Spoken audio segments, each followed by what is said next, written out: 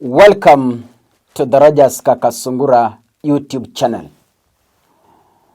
I am really enjoying the ongoing movie in the Republic of Kenya, and I'm honestly loving it.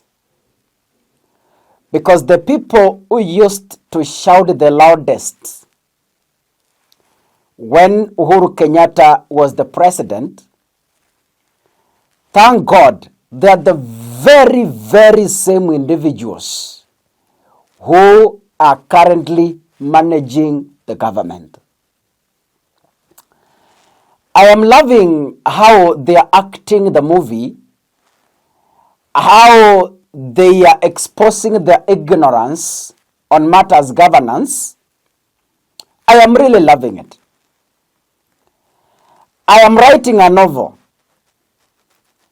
on how I'll be giving them as examples on how not to govern a country.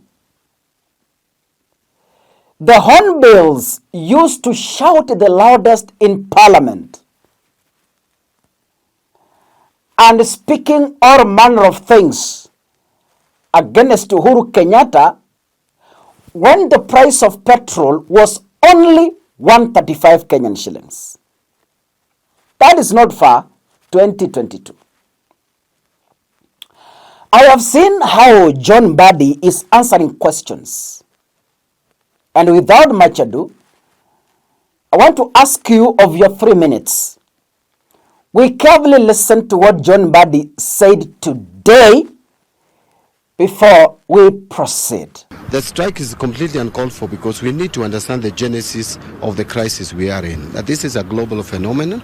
If you look at what is happening across the globe, 20% of the fuel supply in the whole world comes through Strait of Hormuz, which has been blocked. And so that has reduced the supply of fuel across the globe to 80%. And for African countries where Kenya belongs, the bulk of our fuel comes through the Strait of Hormuz. And so now our suppliers or the marketers, the oil marketing companies, that suppliers have to go elsewhere to source for fuel, some far places, some go up to India to source for fuel. And that has made the prices of petroleum products to go up. So that what we call the Platts price or the index price has gone up from about 642 in February US dollars before the beginning of this war to 1,120 US dollars per metric ton. That is over 80% increase. You can see the government has already intervened significantly. First, in the first month of April, when the effects of this crisis hit first, we subsidized by about 6.2 billion shillings the price of fuel. Yes. Now we have subsidized again by 5 billion shillings. And we have another 5 billion to going forward to the month of June because we couldn't exhaust it. And we don't know when this war will end. And now, we have also reduced the value-added tax. I know people have also talked about other levies that we should cut them, should reduce them. But it should also be understood that Kenya is a big economy and we have a commitment already. We are in the month of May. We have basically exhausted our budget. So where are you going to cut the budget if you don't have that revenue? Are you going to cut people's salaries? But Waziri, is it the reason why you said that the Treasury does not have any other option left? No. I don't say that we don't have any other option left. But what I'm saying is the options are limited now. We have run out of options. We could squeeze ourselves, but at a cost. So we must be prepared that if there is any other additional action we are going to take. You know, my role in this ministry is to advise and advise professionally. Now, if we are going to take any other action, and which can only be to remove some levies or cut taxes on petroleum products or fuel, which is a temporary measure in my view. But the effect is going to be dire. Because right now, as I mentioned, we are in the month of May. We have only June left. So the budget is definitely has already been implemented, largely. So what has not been implemented is the salary for June, is the transfers to counties for June. What are we going to reduce? Are we going to reduce the transfers to counties? Are we going to cut salaries of public servants? It is a problem but that we must accept there is a problem. But we are engaging presently. Yesterday you saw Waziri Wandai, Waziri Chirchir and myself. We met these players in the matatu industry and we discussed, and that discussion is going to progress even today. We are looking for solutions because we can't just sit back. However difficult it is like a COVID period. You have to look for measures, and those measures, we are at this desperate times. Desperate times call for desperate measures.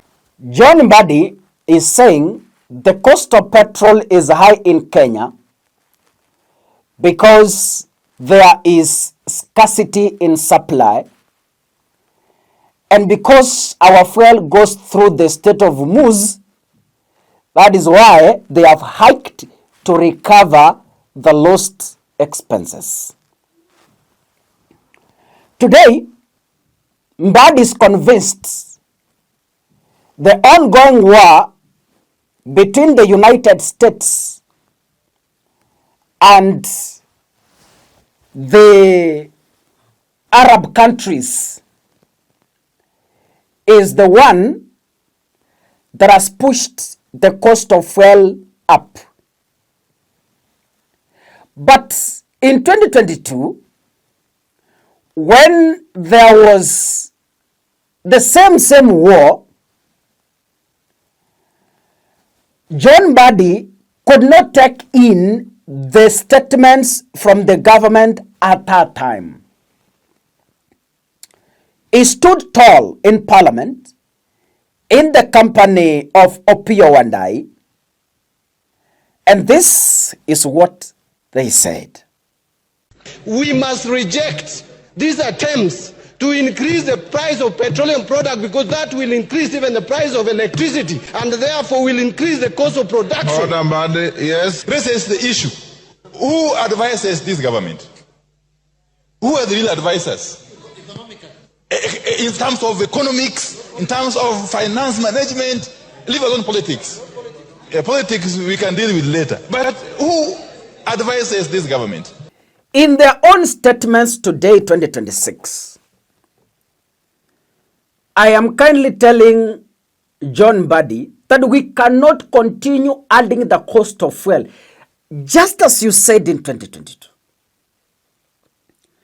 In the statements of Opiyo Wandayi, I want to ask them, who is advising them? Because in 2022, Opiyo Wandayi was asking, who is advising Uhuru Kenyatta? So today we are asking Opiyo Wandayi, who is advising you? Because today you are a cabinet secretary in the relevant ministry when the cost of fuel has gone up to 240. Who is advising you? Opiyo Wandayi. You must come out clean and tell us. And the reason why the Ruto regime is facing fuel hike criticism is because they have failed to implement the same advice they gave Uhuru Kenyatta when the cost of fuel went high up to 135. They had enormous of opinions, if such English exists. They had a number of solutions. They had a number of suggestions. So we are asking them today, with all due respect, why are you not implementing the advices you were giving Uhuru Kenyatta in 2022 on how to bring down the cost of fuel? Why are you not implementing those same advices in your own words, which are active today in video form? Because media never forgets.